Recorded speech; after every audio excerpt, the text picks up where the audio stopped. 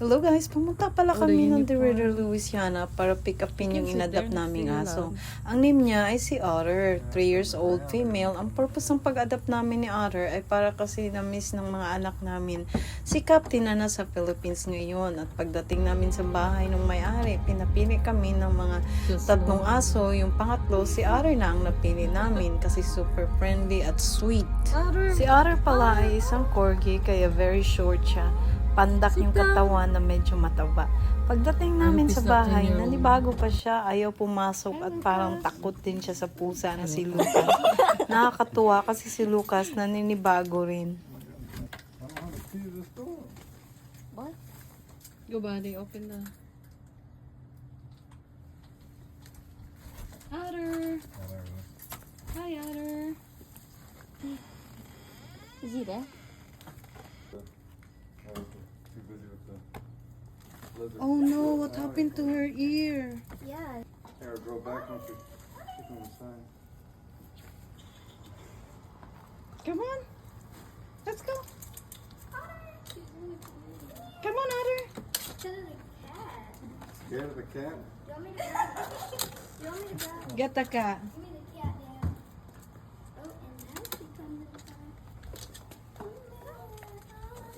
Come on, mommy.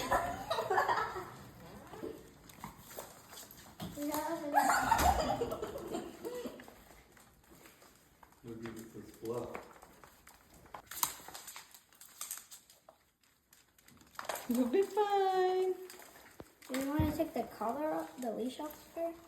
Ito na nga si Lucas, sunod ng sunod kay Otter, kaya medyo takot sa kanya. Otter still adjusting kasi sa dating owner niya ay naka-cage lang kasi sa labas ng bahay. Yung dating may-ari ay breeder ng corgi, ngayon nagka-health issue siya kaya hindi na niya makaya yung pag-alaga ng mga aso. Hindi rin namin nakita kung ilan yung mga aso niya na naka-cage sa labas. Kaya si Otter talaga yung nagustuhan namin kaagad nung pinakita sa amin si Otter. Hindi ko talaga alam na yung corgi ay super thick hair pala nito.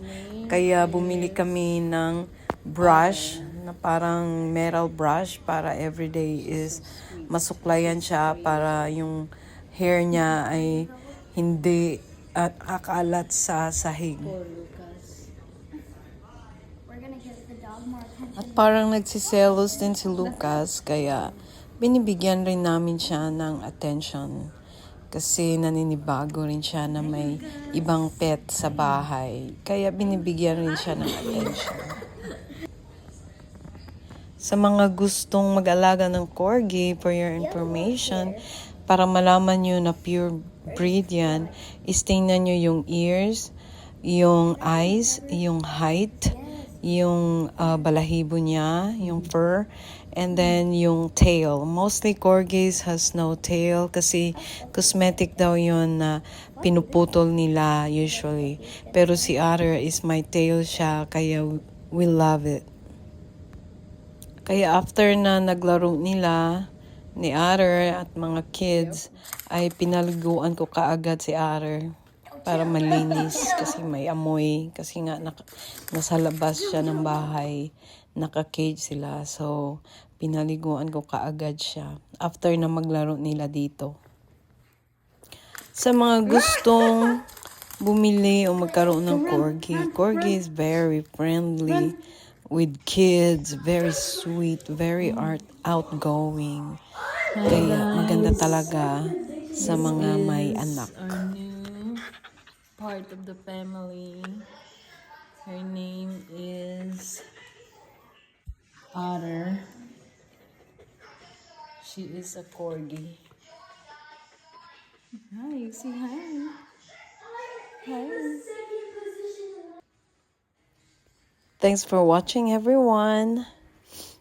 Grab you a corgi now so you'll have stress-free life.